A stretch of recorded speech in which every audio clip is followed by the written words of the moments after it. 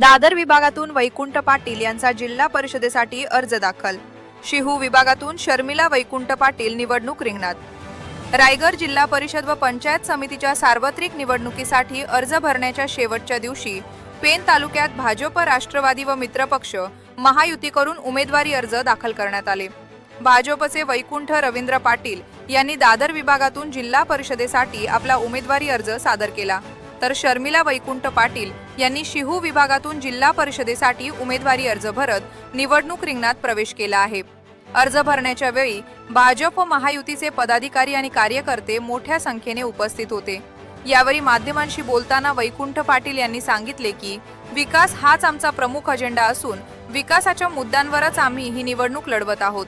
Pen तालुक्यातील सर्वसामान्य नागरिकांचा भारतीय जनता पक्षावर असलेल्या दृढ विश्वासाच्या बळावरच या निवडणुकीत आम्हाला मोठे बहुमत मिळेल असा विश्वासही त्यांनी व्यक्त केला।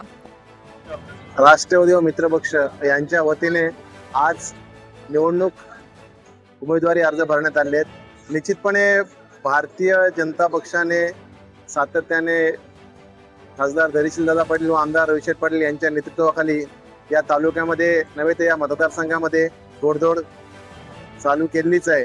आपण पाहतोय की या सगळ्यांमध्ये सन्माननीय तटकरे साहेब यांचा सुद्धा सिंहाचा वाटा आहे आणि ते सुद्धा आमच्या सोबत आहेत। निश्चितपणे भारतीय जनता पक्ष राष्ट्रवादी युती या निवडणुकीमध्ये मोठ्या मताधिक्याने निवडून येणार याच्यात मात्र शंका नाही।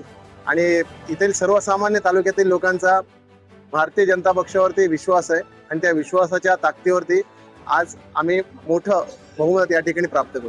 प्रचाराचा मुद्दा काय असेल? विकास हाच प्रचाराचा मुद्दा आहे।